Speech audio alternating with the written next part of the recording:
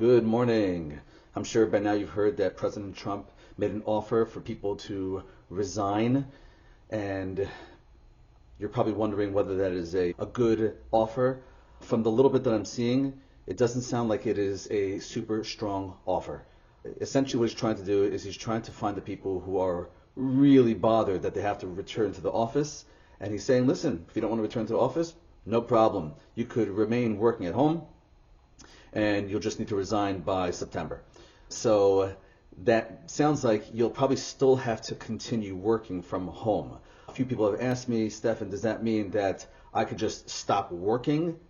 And from what I'm hearing, from what I'm reading, it doesn't seem so clear that you could just simply stop working altogether and you'll get a severance pay, so to speak, which will carry you over for 8 months. That doesn't seem like that's the case. It sounds like you still may have to do your duties, your responsibilities. There might be the ability to get put on paid administrative leave. That does seem to be in the language over there, but it's not so clear to me that that is a given. It could be that's something that has to be arranged for you to get this paid administrative leave, where essentially you're going to be given 8 months pay, almost like a severance package.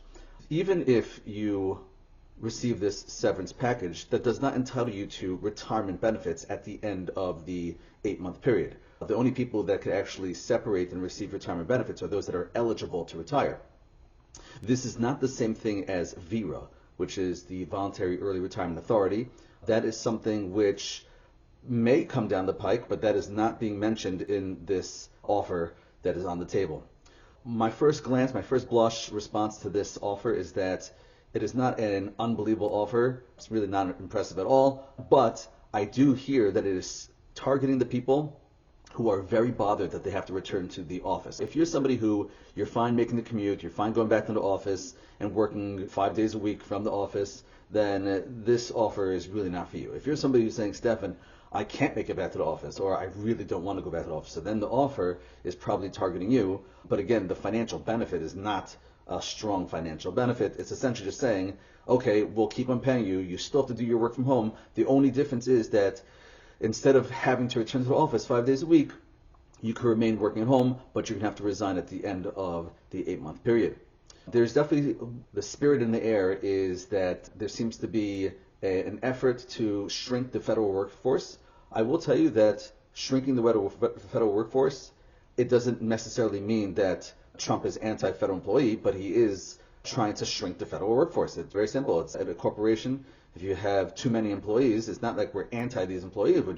We have too many employees and we're trying to shrink the workforce. I don't think you should translate this as an attack on federal employees, but I do know some people are feeling that vibe and they're wondering what they should do about that. If you're seriously concerned that you're maybe on the chopping block, you may be losing your job, or you just feel that the whole environment is now uncomfortable, it doesn't hurt to start marketing yourself. This is definitely something I encourage people to do, to send out resumes, try to get meetings. This way, if push comes to shove and you really feel uncomfortable and you need to leave, so at least you have the possibility of having a new employment lined up for you. It'll make the transition much easier. And the truth is, even for those who don't feel scared, don't feel they're on the chopping block, you should still be marketing and networking and seeing if you can line up new employment, because Trump may come back with a sweeter offer. And the sweeter offer, I don't know what it's going to be. It could just be the regular early retirement offer, which, again, for some people that might be very good. Or it may be something even sweeter than that, a severance package where you don't need to work at all. That could be something along those lines. Again, I'm guessing. I can't say for sure. But if there's a sweeter offer, it would help you as well to be positioned to capture that sweeter offer. And the way you position yourself is start marketing yourself right now and start seeing if you could align yourself with new employment right now. And this way, if the sweet offer comes up, you're able to grab it right away. Obviously, if you're worried about losing your employment and to see whether you could afford to retire right now, whether you could afford to retire an early retirement, a regular retirement, or whether you could just afford to be unemployed right now, those are obviously going to be on a case-by-case basis. And if you want to crunch your numbers, you want to run those numbers, you should reach out to me so we could crunch those numbers together. I wish you guys all the best, all success, and stay tuned, stay posted. This way you can see how this situation unfolds. Have an amazing day, everybody. All the best.